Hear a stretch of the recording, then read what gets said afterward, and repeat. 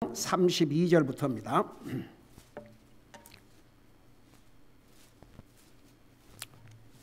히브리서 10장 32절.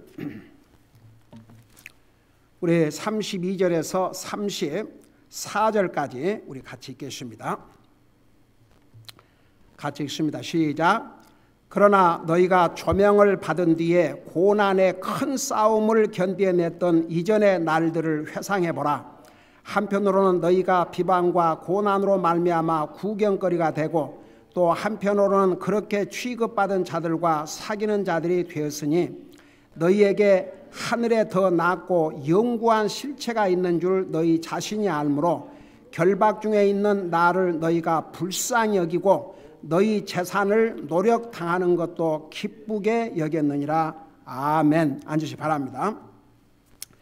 우리가 읽은 32절에서부터 39절까지는 이전의 승리들을 기억하라는 격려의 내용을 기록하고 있습니다.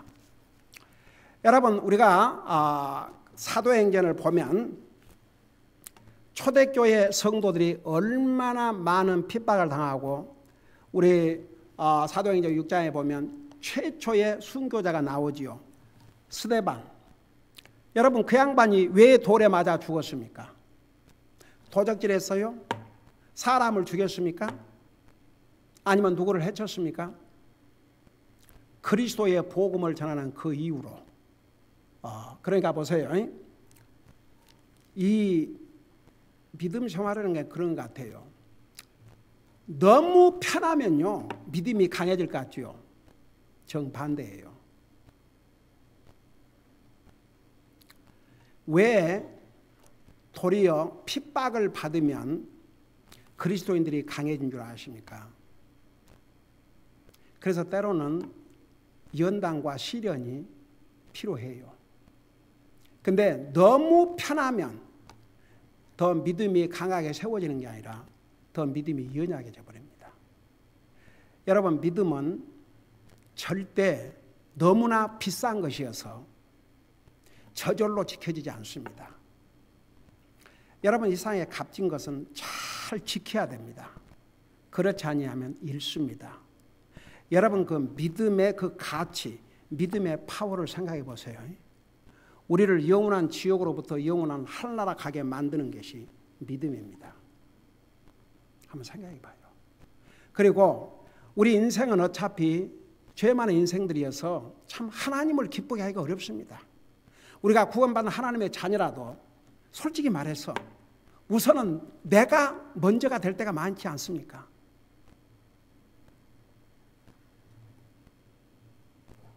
우리 주님은 한번 생각해 봐요. 거룩하신 하나님께서 나와 여러분을 구원하기 위해서 그분은 모든 것을 희생하셨습니다. 우리의 죄값으로 자신의 생명을 주셨습니다. 우리가 구원받은 하나님의 자녀라 할지라도 우리가 연약하기 때문에 일단은 육신적인 것이 더 앞서고 내가 더 앞서고 솔직히 그럴 때가 많이 있지 않습니까? 근데 보세요. 하나님을 기쁘게 하는 방법이 딱 하나 있습니다. 그게 11장에 나와요. 믿음이 없이는 주님을 기쁘게 할 수 없다고 했습니다. 죄인인 우리가 하나님을 기쁘게 드릴 수 있는 것이 믿음밖에 없습니다. 그 다음에 이 세상이 얼마나 험악합니까? 원 세상에 참 오늘 그 뉴스 토픽 중에 하나가 어제 민주당 대통령 후보들의 그 디베이트가 있었는데 이제 그들을 지지하는 사람들이나 이런 리버럴한 사람들은 이제 그런 거 보려고 그러고 또 이렇게 서치 뭐 구글 같은데 이렇게 들어가서 하는데 제일 많은 그날 민주당 대통령 되겠다고 후보로 나온 사람들의 그 디베이트가 있는데 그보다 더 많이 설치한 아이템이 뭔지 아십니까? 기가 막혀서 무신론을 대표하는 자가 광고를 했는데 I'm not afraid of burning hell. 불타는 지옥 자기는 두렵지 않다 이거죠. 저는 그 무신론자지만 참 멍청하구나. 무신론은 천국이고 지옥이고 하나님이고 믿지 않는데 burning hell은 뭐예요 또? 스스로가 인정하는. 그게 참 so sad. 그 burning hell. 여러분 보세요. 왜 주님이 이 땅에 오신 줄 아십니까? 그 헬 때문에 오셨어요. 그 헬에서 건져주시기 위해서. 그래서 여러분 그 믿음은 너무나도 소중하고 값지기 때문에 생명력이 있습니다. 생명력 있는 것은 잘 매겨야 됩니다. 가꿔야 됩니다. 여러분 믿음은 저절로 지켜지지 않습니다. 저는 바울 같은 위대한 사도가 그가 하늘나라 가기 전에 디모데 후서는 마지막 고별사나 마찬가지입니다.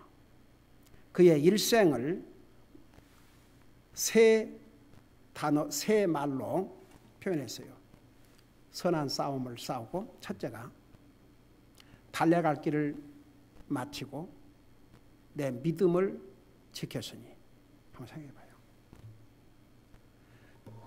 저는 그 대목을 읽을 때마다 사도 바울 같은 그런 위대한 하나님의 종이 선한 싸움을 싸워야 되고, 달려갈 길을, 여기에 달려갈 길은 예수님을 믿고 구원받고 하늘나라 가는 순간까지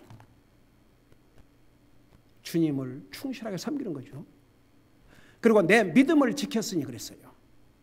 그러면 바울 사도 같은 위대한 하나님의 종이 자기의 믿음을 지켜야 됐다 그러면 우리 같은 사람은 과연 얼마만큼 해야 우리의 믿음을 잘 지킬 것인가. 그래서 여러분 보세요. 믿음을 지키기 위해서는 거기에 대한 값을 치를 각오를 하지 아니하면 세상에 휘말려 봅니다. 여러분 이제 우리 이제 30일부터 그 후에 보면은 믿음을 지키기 위해서 그들이 어떤 고난을 당하고 어떤 핍박을 당하고 어떤 어려움을 당했는지를 말씀하면서 너희들이 이전에 그런 고난 속에서도 믿음으로 승리했던 것을 기억하라는 것입니다. 절대 뒤로 물러서지 말라는 것입니다. 자, 그런 내용을 여기에 담고 있어요. 자, 그걸 생각하면서 32절 보세요. 그러나 너희가 조명을 받은 뒤에 고난의 큰 싸움을 견뎌냈던 이전의 날들을 회상해보라. 그러니까 보세요. 그러니까 히브리서 지금 이 말씀을 기록해서 히브리 성도들에게 이걸 보냈지 않습니까? 너희들이 이전에 도리어 주님 영접하고 구원받고 얼마나 많은 고난을 당했느냐. 근데도 그 큰 고난을 싸우고 이겼지 않냐. 근데 우리 이제 히브리서 공부했잖아요. 그 바로 26절에서부터 31절까지 어떤 사람들은 구원받은 하나님의 자녀라 하면서도 완전히 하나님 예배하고 섬기는 거 다 제쳐버리고 그런 사람들이 받을 심판을 얘기했지 않습니까? 그러면서 아직도 믿음을 잘 지키고 있는 성도들을 향해서 너희들이 이전에 어떤 고난을 받았는데 어떤 싸움을 싸우면서 믿음을 지켰는지를 기억하라는 것입니다. 그래서 보세요. 너희가 조명을 받은 뒤에, 그런데 이 조명을 받은 뒤에라는 말이 무슨 뜻인가? 이게 사실 신학적인 용어입니다. 이 조명을 받은 뒤에 그 말은 하나님의 말씀을 깨달은 뒤에 그런 의미인데, 여러분 그 성령님의 닥트린에 의하면 보세요. 성경에 성령님이 하시는 일 중 가운데 아주 중요한 게 우선 이 성경을 성령님이 기록하셨어요. 사람을 도구로 사용하셨지만 이 성경을 기록하신 분은 다른 분이 아닌 바로 성령님의 하나님이십니다. 그래서 그 성령님이 이 성경을 기록하셨고 예수님을 믿는 사람들은 그 성령님께서 우리 속에 와 계셔요. 그래서 우리가 하나님의 말씀을 읽거나 들으면 이 안에서부터 이렇게 빛을 비춰줍니다. 성령님께서 깨닫게 해주세요. 그걸 이제 신학적인 용어로 illumination of the Holy Spirit. 그러니까 성령님께서 우리 속에서 딱 조명, 빛을 비춰주셔요. 하나님의 말씀을 깨닫도록. 제가 전에도 얘기했지만 제가 사실 복음을 알기 전에도 저는 하나님 다 믿었습니다. 도대체 안 믿는 게 없었어요. 하나님 다 믿었고 천당 지옥 다 믿었고 성경 다 믿었습니다.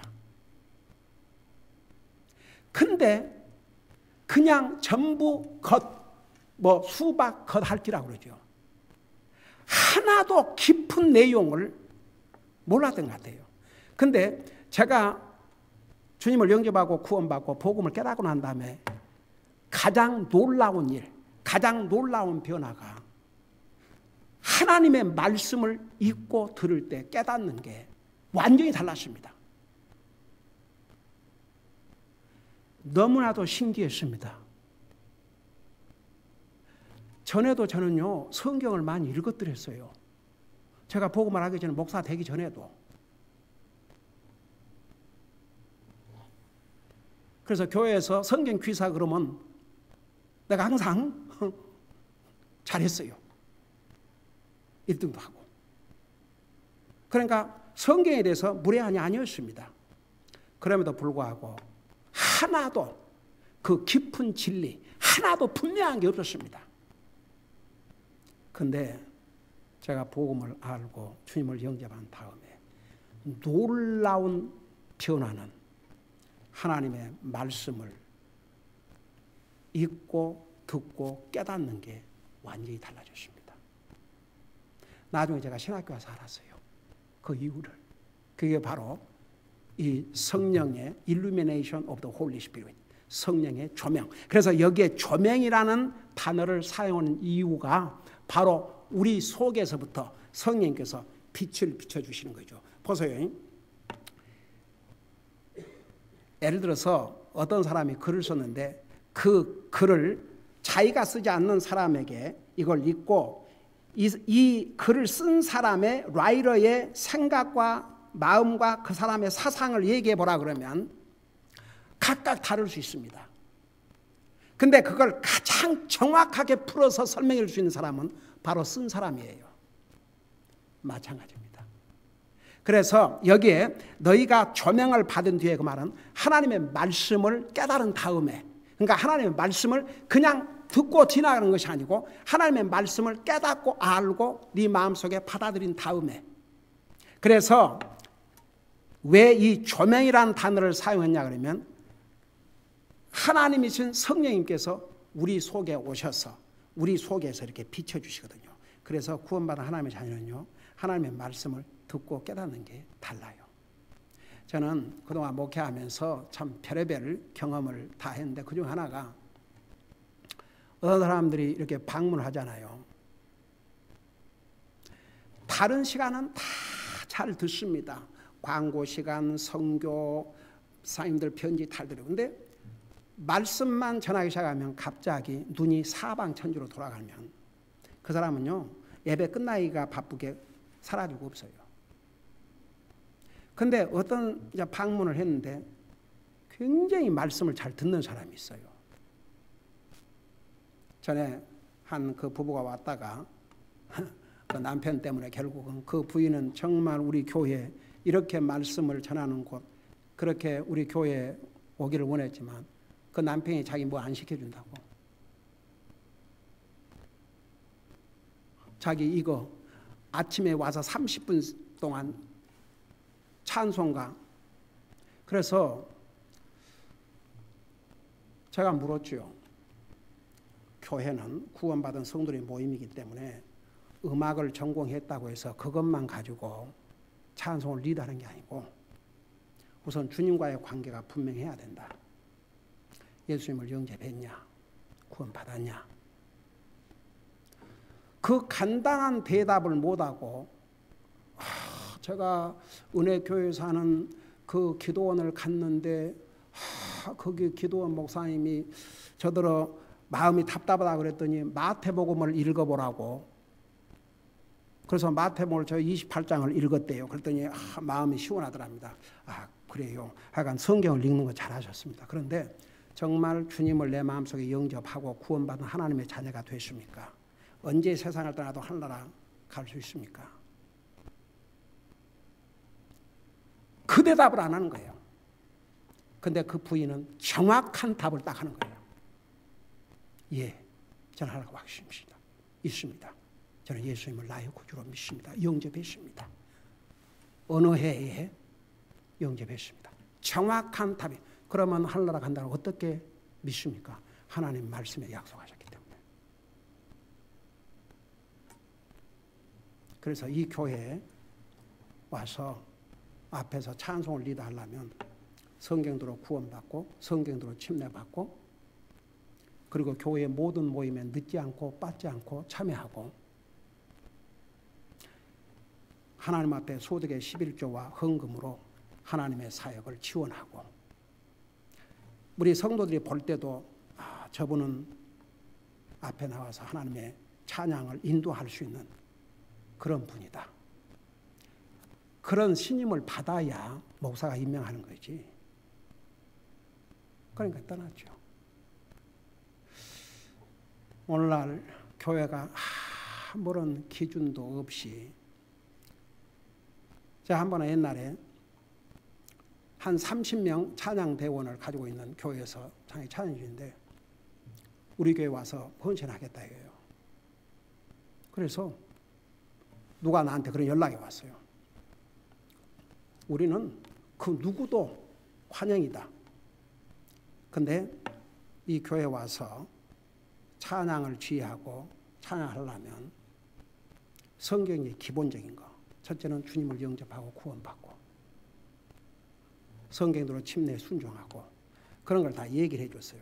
근데 그 중간에 했던 자매가 가서 그대로 전달했더니 그 지휘자라는 사람이 뭐라고 그랬다고 그랬어요. 근데 전에도 한번 얘기했는데 그 교회는 진짜 교회 같구만. 그 교회는 진짜 목사 같네 그랬대요. 다른데 이렇게 하면은 그게 딜입니까? 그리고 근데요. 자기한테 준 사례비는 걱정할 필요도 없다고. 자기가 데리고 간 30명이 헌금하면 그걸로 다 자기 사례가 되니까 장사하는 곳입니까?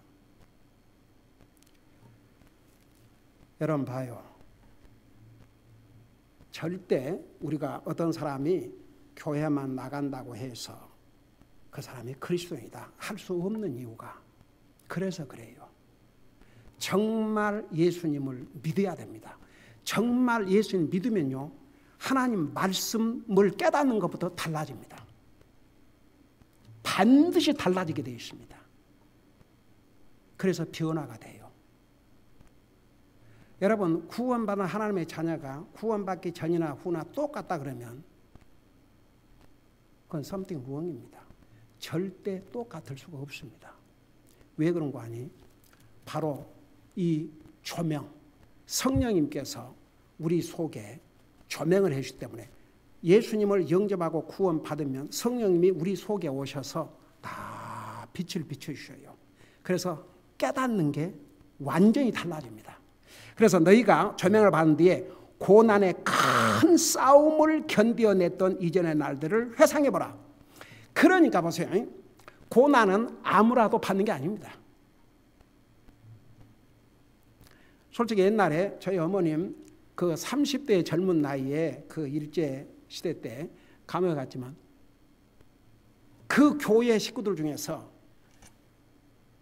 그래도 그런 그 시골에서는 사람들이 그 말씀 다 다니니까. 근데 감옥에 간 사람은 담임 목사와 저희 어머니뿐이었어요. 그러니까 보세요.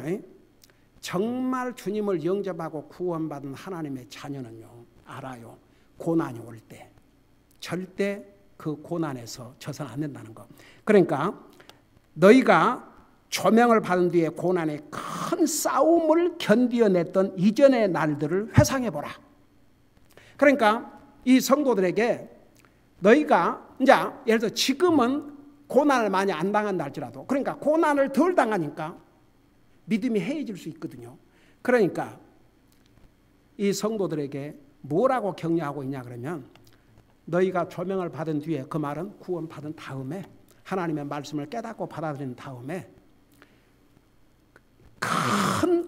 고난의 큰 싸움을 견뎌내지 않느냐, 그것을 잊지 말고 생각하라 이겁니다. 그래서 앞으로 고난이 와도 계속 믿음으로 그 고난을 이기고 승리하라는 얘기입니다. 그래서 이제 아들을 해상해 보라. 그러면서 어떻게 이들이 이 성도들이 어떤 그 그리스도인에서 핍박을 받았냐 그러면 보세요. 한편으로는 너희가 비방과, 여러분 그 비방을 받는다는 거 절대 쉽지 않습니다. 여러분 남이 까닭 없이 여러분을 비방한다고 생각해 봐요. 다른 사람이 비방하더니고 저 못됐다 그러고 비방에 다녀봐요. 그거 절대 쉬운 일이 아닙니다. 네. 그 다음에 고난으로 말미암아, 그러니까 어떤 고난을 당했는지는 이제 나중에 11장에 가보면 알아요. 앞서간 믿음의 사람들이 자기들의 믿음을 지키기 위해서 어떤 고난을 받았는지. 여러분 11장에 가면 뒤에 보면 톱으로 몸을 자름을 당하기도 하고, 그 믿음을 지키기 위해서 그냥 산 사람을 가죽으로 베끼기도 하고.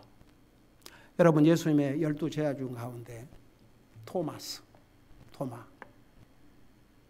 주님을, 부활한 주님을 직접 보기 전에는 의심했지요.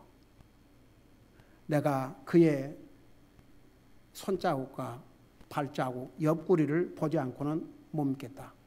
근데 예수님이 나타나지 않습니까? 그러니까 보라고 그랬습니다. 나를 보고 믿음 없는 자가 되지 말고 믿는 자가 되라.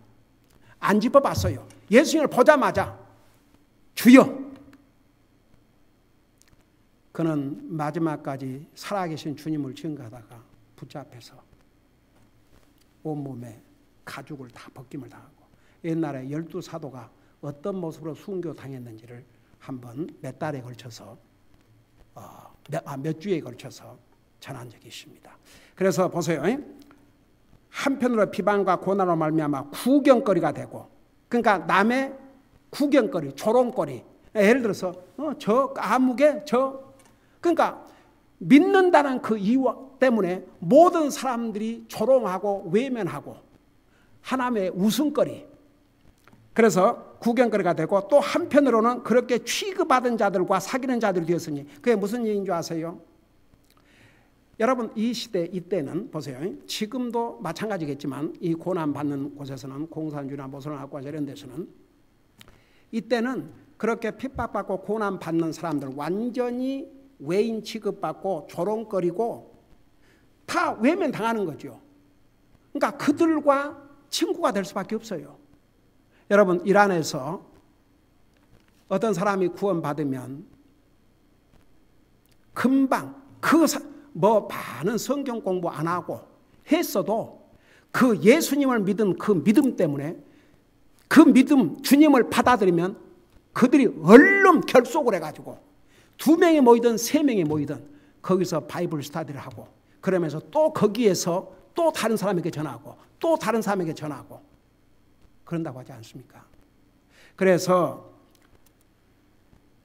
여기에 보니까 그렇게 취급받은 자들과 사귀는 자들이 되었으니, 그러니까 여러분 초대교회 성도들은 정말 그런 수욕과 그런 고난과 그런 비방과 그런 조롱거리와 그런 웃음거리, 그런 걸 당하면서도 그들의 믿음을 지켰습니다.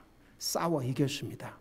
여러분 그러니까 보세요. 믿음이라는 게 우리가 가만히 있으면 믿음은 약해져요.